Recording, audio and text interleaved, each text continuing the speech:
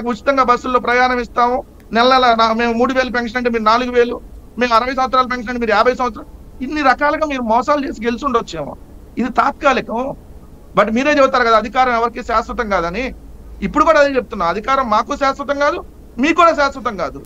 So మేము ఒక మంచి పర్యాటక ప్రాంతంలో రిషికొండ అనేటటువంటి బ్లూ ఫ్లాగ్ ఉన్నటువంటి బీచ్ లో ఒక మంచి పర్యాటకంగా బిల్డింగ్ నిర్మించాం. అది ముఖ్యమంత్రి గారి కార్యాలయానికి వాడుకుంటారా, ఇంకేదైనా ప్రభుత్వానికి సంబంధించినటువంటి ఆఫీస్కి ఉపయోగించుకుంటారా, ఎన్ని రకాలుగా ఉపయోగిస్తారో ఉపయోగించండి, దాన్ని దయచేసి దుర్వినియోగం చేయండి. రైట్. నరసింహరావు గారు. సాయి గారు నమస్తే. మీకు ప్యానల్లో ఉన్నటువంటి పెద్దలందరికీ కూడా శుభ సాయంత్రం. ఈ గత వారం అంటే 12వ తారీఖు నుంచి ఇవాళ వరకు 2 విషయాలు ప్రధానంగా వార్తల్లో ఉన్నాయి. మొట్టమొదటిది ఏంటంటే ఒరిస్సాలో అంటే జ్యోతి బసు మాణిక్ సర్కార్ తర్వాత దేశంలో సుదీర్ఘకాల ముఖ్యమంత్రిగా ఉన్నటువంటి నవీన్ పట్నాయక్ ఎన్నికల్లో ఓడిపోయి పదవీచ్యుతుడైనటువంటి సందర్భం. ఆ సందర్భంగా ఒరిస్సాలో భారతీయ జనతా పార్టీ ప్రభుత్వం ఏర్పడిన తర్వాత ఆ భారతీయ జనతా పార్టీకి సంబంధించినటువంటి ముఖ్యమంత్రి ఎవరైతే మాజీ అనబడేటువంటి వ్యక్తి ఉన్నాడో అతను ప్రమాణ స్వీకారానికి ముందు రోజు నవీన్ పట్నాయక్ ఇంటికెళ్లి ఆయన ఆహ్వానించడం, తర్వాత ఆయన ఆ ప్రమాణ స్వీకార కార్యక్రమానికి వేదిక మీదకి రావటం, వేదిక మీదకి వచ్చినప్పుడు ఆయన నూతన మంత్రివర్గ సభ్యులందరూ కూడా ఆయనని సత్కరించడం, ప్రధానమంత్రి కేంద్ర హోంమంత్రి ఆయనను అభినందించడం.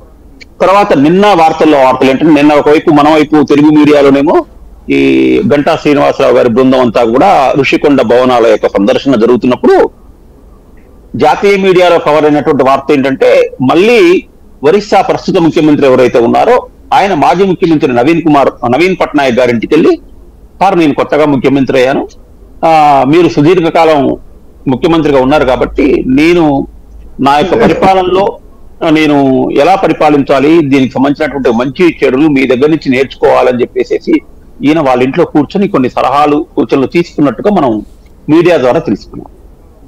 అంటే ఇది మనకు అంటే మన మీడియాకు ఇది ఒక పెద్ద ప్రాధాన్యత ఉన్నటువంటి అంశం కాకపోవచ్చు, కానీ బహుశా ఇవన్నీ కూడా మన చరిత్రలో సువర్ణాక్షరాలుగా లిఖించబడాల్సినటువంటి వార్తలు.